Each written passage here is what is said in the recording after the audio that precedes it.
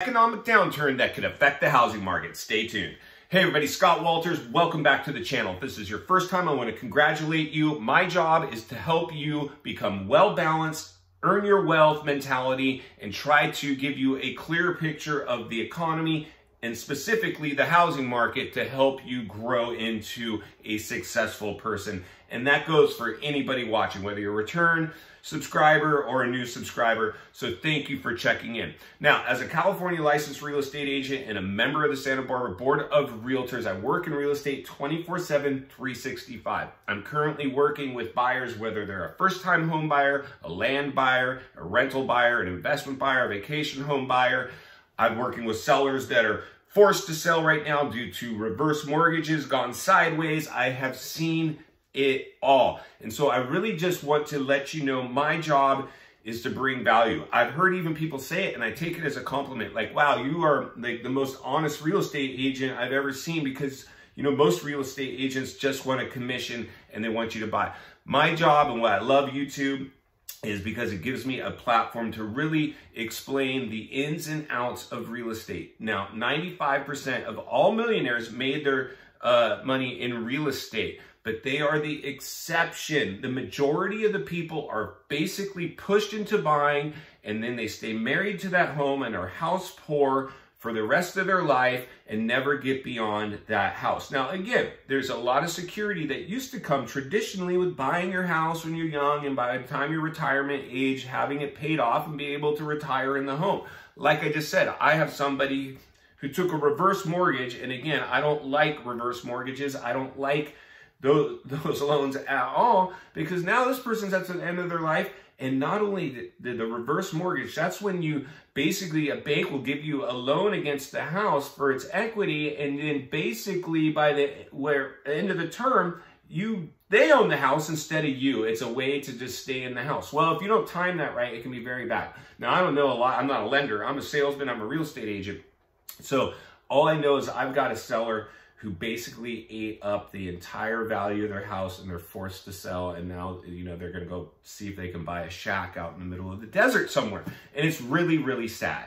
So what I want to talk about today is the 3 levels of an economic downturn that'll have direct impact on the housing market, so you understand what to look for. And I'm going to cross-reference it to something that's going to help you kind of understand that possibly a little bit more. So one of the things that is the first, and I've said it before, I believe this is almost guaranteed. The first level of an economic downturn that's going to affect the housing market and the economy as a whole is going to be a correction. Now, a correction is what I believe we're starting to potentially enter in right now.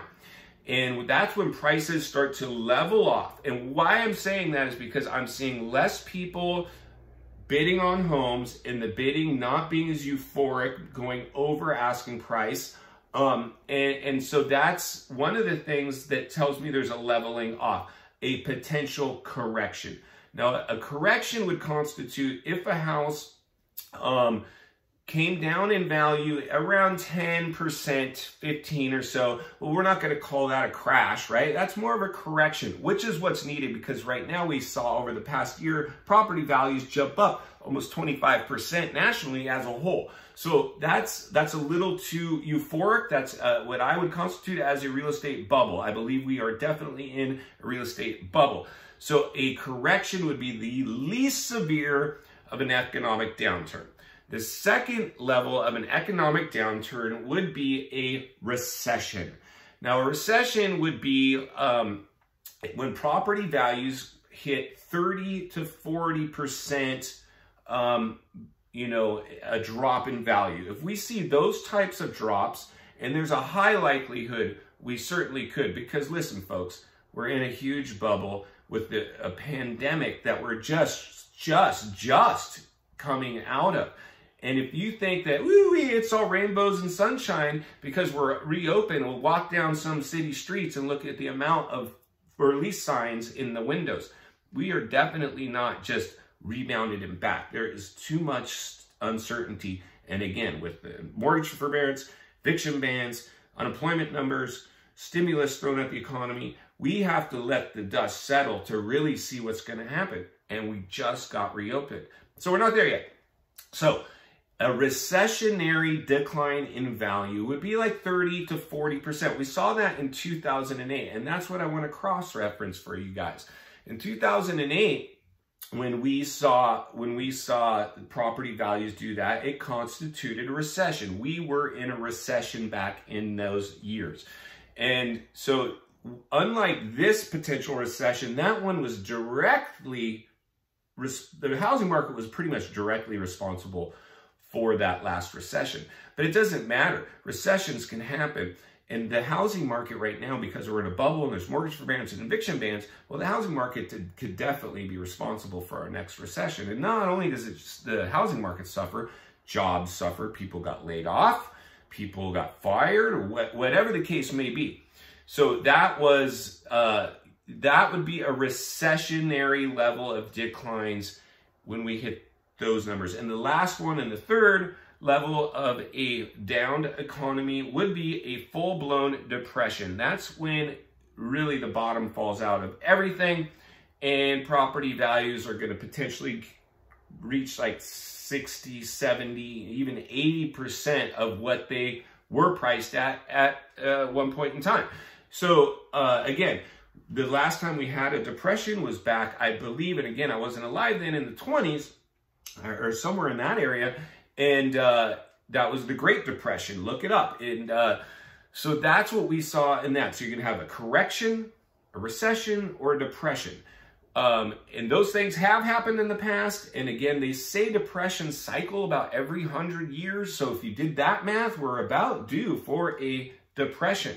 So again, please watch my future videos. And if you've gotten any value out of this, please give the video a like, subscribe to the channel, leave me a comment below. I'd love to talk to you. So one of the things that I believe we're going to have to prepare ourselves for are one of these three levels of an economic downturn, directly targeted or affected rather on the housing market. So my last thing I'd like to say is it's not, and this will be a video coming up. I want to talk about this one. It's not as important to own where you live. It's just important to own. Those 95% of all millionaires that made their money in real estate didn't make their money by buying their primary home and staying there until the loan was paid off.